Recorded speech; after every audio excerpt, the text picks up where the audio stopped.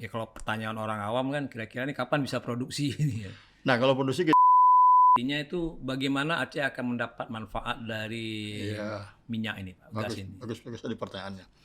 Jadi begini, Apakah ada langkah-langkah dari pemerintah untuk memastikan ini benar enggak atau bagaimana gitu Pak? ya kalau misalnya Subscribe, like, dan nyalakan loncengnya. Nah baru-baru ini kan Pak ada berita yang ya berita ini menggembirakan sebenarnya Pak ya. betul. Adanya penemuan gas besar di perairan South Andaman. Iya. Ya Pak kan? Itu kalau kita baca beritanya wah sekali karena kandungannya miliaran kubik lah Pak. Iya. Nah itu bisa Bapak ceritakan Pak, itu gimana situasi kondisinya sekarang Pak? Ya, syukur alhamdulillah ya dengan informasi yang disampaikan baru-baru ini yang informasi yang sangat bisa dipercaya yaitu dari SKK Migas dan dari perusahaan Mubadala sendiri. Nah memang di dunia perminyakan atau migas ya itu untuk mendapatkan sebuah sumber minyak itu tentu nggak serta-merta. Iya, susah melalui sekali. proses yang Bapak bayangkan aja lah itu diketemukan di 100 km ke tengah laut sana. Dan bagaimana sehingga dia mengebor di titik itu? Kenapa enggak laut yang begitu luas di situ? Bisa temunya di titik itu ya. Nah, kenapa harus di titik itu? Tentu kan menjadi pertanyaan. Nah, ini semua diawali dengan satu studi geologi, seismik, sehingga dipastikan disitulah dibor. Nah, alhamdulillah yang diberitakan kemarin itu satu yang membanggakan. Kenapa? Kita ini berada di wilayah perairan Laut Aceh, ya. Itu yang kita banggakan, walaupun secara regulator dia tidak di bawah BPMA. Karena dia di atas 12 mil laut sampai 200 mil laut. Itu menjadi regulatornya adalah di bawah SKK Migas. Nah, kalau di bawah 12 mil laut itu regulatornya BPMA. BPMA ya. Itu sesuai dengan PP ya. Nah, sekarang memang itu seperti saya sampaikan tadi di dunia perminyakan ini kan tahap eksplorasi. Ketika dia sudah ketemukan yang hari ini berdasarkan informasi atau yang disampaikan kemarin itu kan 6 TCF, 6 triliun standar kaki kubik. Nah, itu luar biasa itu. Besar sekali itu Pak. Besar. Dulu waktu kita mobil oil, Arun dulu tuh sekitar 13-14 kubik. Dan pernah diinformasikan ya di wilayah Andaman itu nanti jumlahnya lebih kurang 24 TCF, 24 triliun. Nah, tapi itu nanti semua perlu pembuktian, perlu dibor lah macam-macam. Nah, hari ini memang ketika ini sudah diketemukan, itu banyak tahapan nanti proses-proses yang sebelum dilakukan eksploitasi itu ada namanya nanti mereka buat kajian-kajian lagi. Jadi tidaklah serta-merta begitu diketemukan langsung ini bisa dimanfaatkan, tidak begitu. Nah, ini masyarakat perlu paham seperti ini. Artinya bukan ditemukan hari Selasa, hari Rabu sudah produksi gitu tidak ya. begitu. Ini yang perlu kita pahami betul-betul. Masih ada tahap-tahap Iya. selanjutnya Pak. Nah ini kan cadangan minyak atau gas ini kan ditemukan oleh perusahaan asing Pak ya, Mubadala namanya. Iya. Ini sepertinya perusahaan yang masih mungkin perusahaan lama ini ya, tapi saya baru-baru mendengar ya, bukan pemain-pemain topnya di dunia perminyakan. Ya. Itu yang Bapak ketahui Mubadala ini perusahaan yang bagaimana Pak? Apakah yang perusahaan yang kredibel seperti perusahaan-perusahaan misalnya kayak Exxon atau lain-lain itu? Ya, sebenarnya selevel mereka. Jadi begini, Mubadala Energi ini adalah anak perusahaan dari sebuah perusahaan Mubadala Investment Company. Pemiliknya siapa? Pemerintah UAE, Uni Emirat Arab. Nah, jadi itu punya pemerintah. Kalau kita misal katakan di Indonesia ini BUMN. Oh, BUMN-nya. Kalau di Aceh kita bilang PEMA. Kan gitu. Nah, kira-kira begitu. Jadi itu perusahaan milik negara. Jadi perusahaan induknya adalah Mubadala Investment Company. Anak perusahaannya itu tadi Mubadala Energi. Dan itu mereka sudah berkiprah di dunia perminyakan dan migas itu di banyak negara. Mereka sudah produksi minyak hari ini hampir 500.000 barel per hari.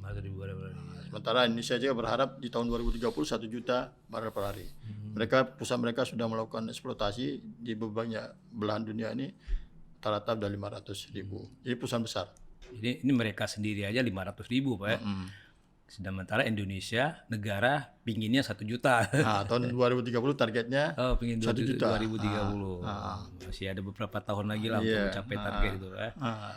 Nah, kemudian lagi Pak kan jumlah yang gas yang ditemukan nih saya harus lihat catatan nih karena agak gede angkanya. 6 triliun kaki kubik nih Pak ya. Ya. 6 triliun kaki kubik nih. Ini kan kedengaran besar sekali. Kira-kira bisa dijelaskan Pak dengan bahasa sederhananya nih kalau misalnya udah diproduksi seharinya berapa diambil, kemudian kira-kira bisa berapa lama dia tahan. Kalau untuk saat ini 6 triliun kaki kubik itu besar. Besar. Ya coba kita bayangkan aja lah dulu waktu PT Arun itu atau Mobil Oil dulu itu sekitar 13 sampai 14 triliun kaki kubik. Dan baru berakhir dia sejak dia eksploitasi tahun 2000 berapa? 1970-an, 76 barangkali. Dan berakhir di 2014. Nah, itu baru dan masih ada sisanya lagi. Nah, memang kalau kita hitung berapa lama akan habis itu memang tergantung produksi. Oke. Oh ya, kalau produksi per harinya mungkin besar, ya dia akan cepat habis. Tapi itu ada standar semua. Dan di dunia perminyakan juga seperti aturan di kita, itu untuk sekali tahap katakanlah kontraknya itu 30 tahun. Jadi 6 sampai 10 tahun itu untuk eksplorasi, 20 tahun untuk produksi, dan nanti bisa diperpanjang sekitar 20 tahun gitu. Oke. Nah ini berarti masih apa ya istilahnya tahap eksplorasi Pak ya? Ya. Tahap pendugaan mungkin ya? Ini udah nggak pendugaan lagi. Kalau pendugaan itu sebelum dibor. Oke. Makanya saya bilang tadi, sebelum dibor itu bagaimana dia memastikan dia bor di situ. Ruang laut luas begitu besar. Nah, itu dikaji. Ada namanya seismik. Artinya ini sudah pengambilan sampel nih Pak? Ya udah. Jadi artinya sudah dia bor. Jadi di dunia pertambangan perminyakan, untuk memastikan cadangan itu harus diawali dengan eksplorasi. Nah, sebelum dieksplorasi ada namanya prospeksi. Prospeksi itu mencari daerah prospek. Itu dengan seismik. Kalau di perminyakan, ya kan? Nanti begitu dia sudah pastikan, oh di sini daerah prospeknya, titiknya, maka dia lakukan pembuktian. Pembuktian di bor. Oh ini sudah tahap pembuktian ya? Udah pembuktian. Artinya sudah terbukti itu. Sudah. Dan sekarang kelayakannya itu yang perlu dikaji kembali. Ini sekarang mereka sedang ke tahap kelayakan. Dan mungkin aja nanti dia akan bor lagi. Mungkin aja dia bor lagi. Jadi kira-kira ya kalau pertanyaan orang awam kan kira-kira ini kapan bisa produksi ini ya?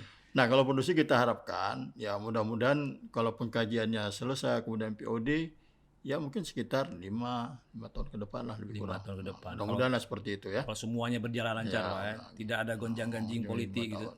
Karena kan di dalam mereka itu mulai tiket kontrak 2018 kalau nggak salah. Jadi kalau 2018 kemarin baru 5 tahun kan. Nah 5 tahun lagi untuk persiapan untuk ke tahap eksploitasi. Nah ini kan tadi Bapak bilang walaupun apa ya tadi di luar batas 12 mil. Tapi kan ini ada di perairan Aceh, Pak ya.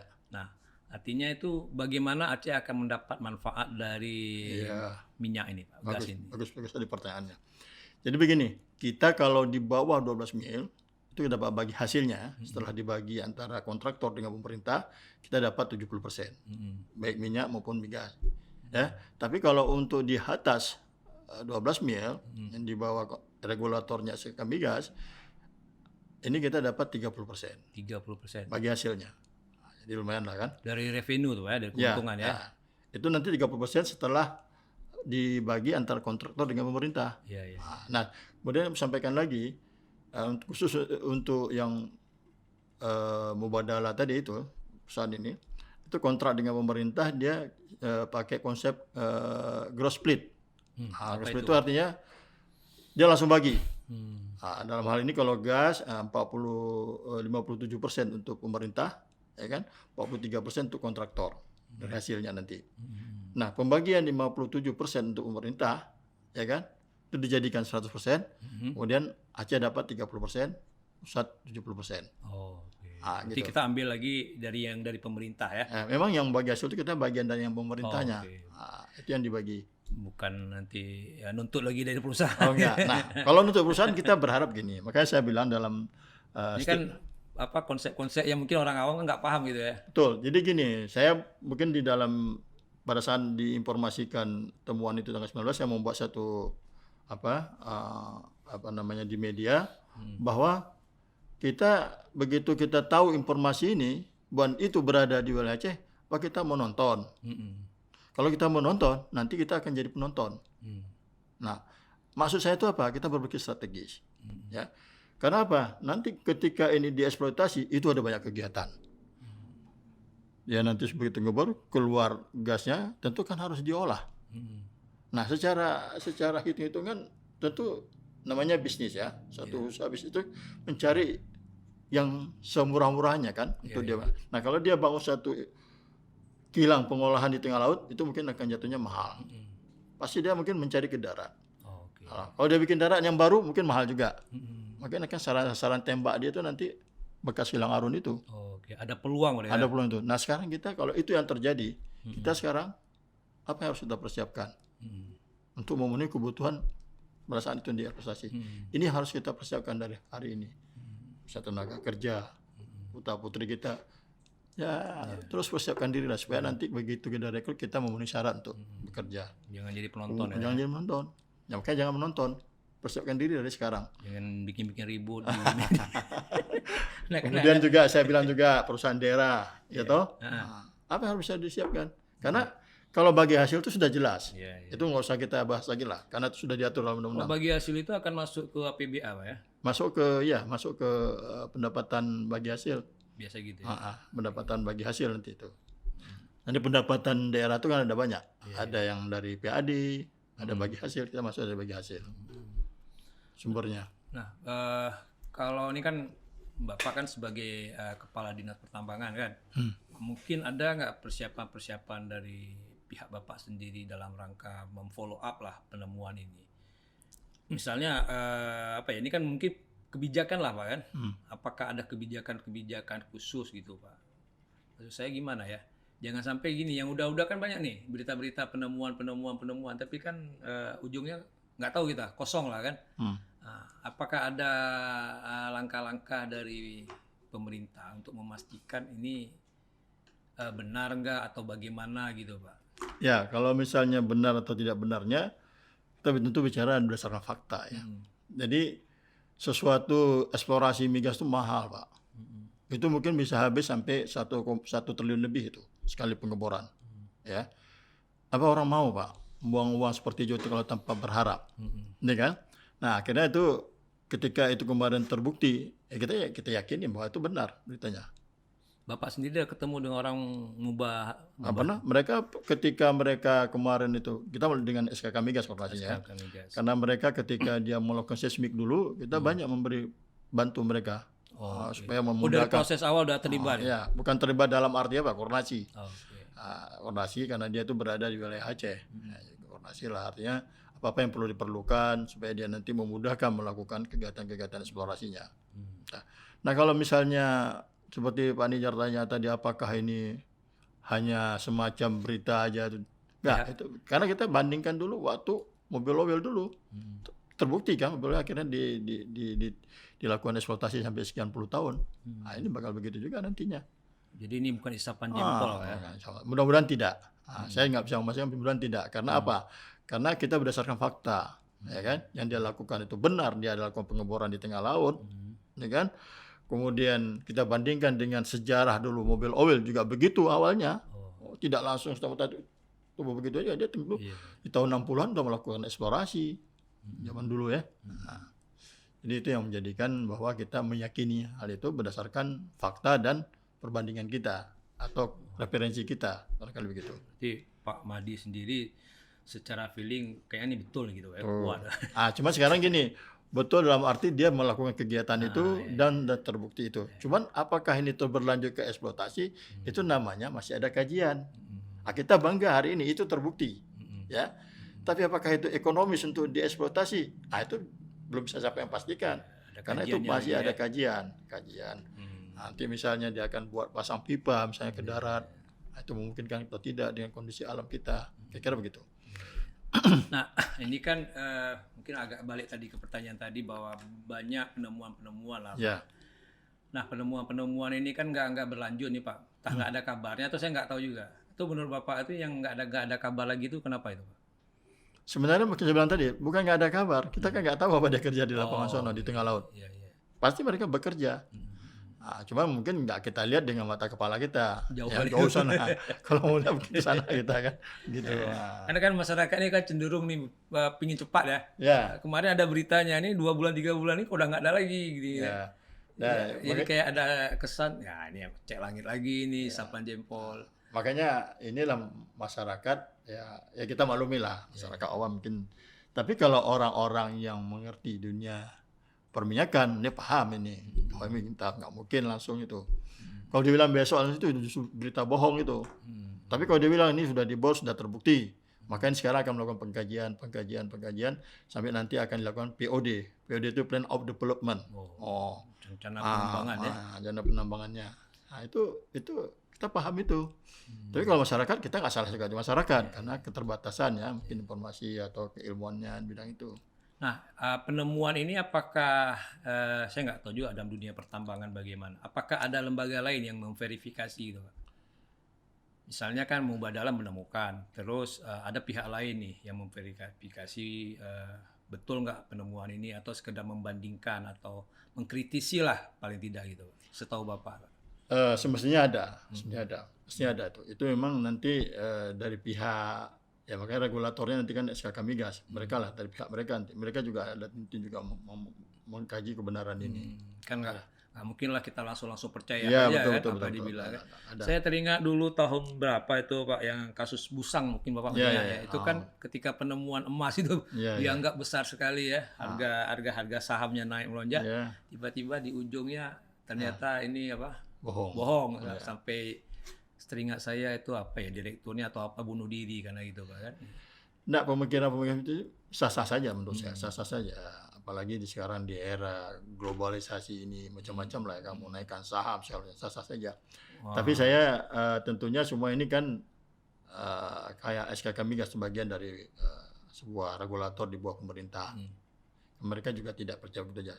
Dan mereka sudah mengumumkan. Resmi Pak. Yang tanggal 19 Maret mereka sudah mengumumkan. Jadi ini kan bisa kita pegang lah kan. Sebuah lembaga yang ada kaitan dengan pemerintah mengumumkan itu.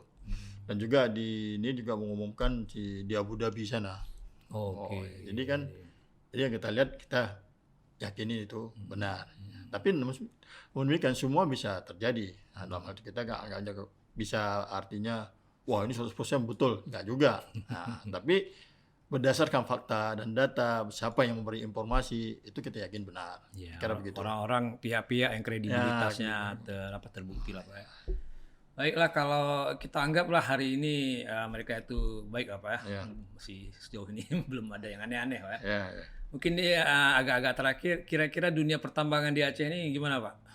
Ya sekarang gini, kita lihat dulu ya, kita harus bersyukur dulu lah. Bahwa Aceh ini kaya kan, punya sumber daya alam yang luar biasa. Tapi kita dalam hal ini bagaimana konsep memanfaatkan sumber daya alam ini itu harus betul-betul bermanfaat pasti ya, berkeadilan dan sustainable.